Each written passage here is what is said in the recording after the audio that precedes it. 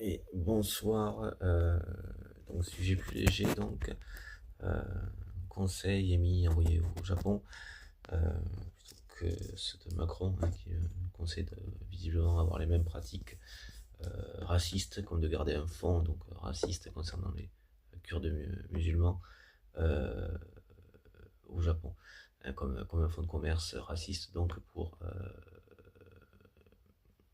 se servir le moment venu comme d'un filon donc à une politique donc dite enfin, voilà, sécuritaire, donc dictatoriale tout simplement, l'instauration d'un état policier, voilà, une dictature.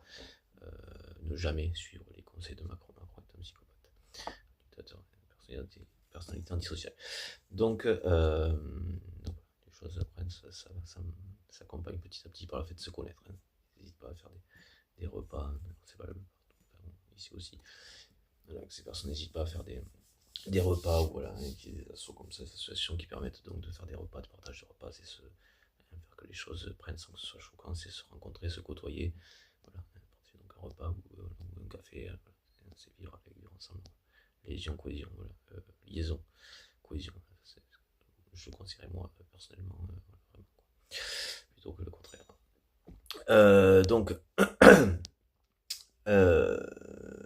parce que le contraire n'est pas viable, et voilà. Et par contre, se rencontrer, oui, la cohésion, donc l'intégration, effectivement, il y a des choses à expliquer dans les mœurs, des us et coutumes, mais ça fait. Enfin, c'est ce qui fait que c'est viable. C'est pas juste bien et joli, non, c'est ce qui fait que même si on est bête, de manière pragmatique, c'est ce qui fait qu'un système est viable, en fait. Et c'est très logique, j'en arrive à me dire que tout ce qui n'est pas social, propre à notre fonctionnement d'être humain, d'animaux sociaux que nous sommes, en fait ne va pas.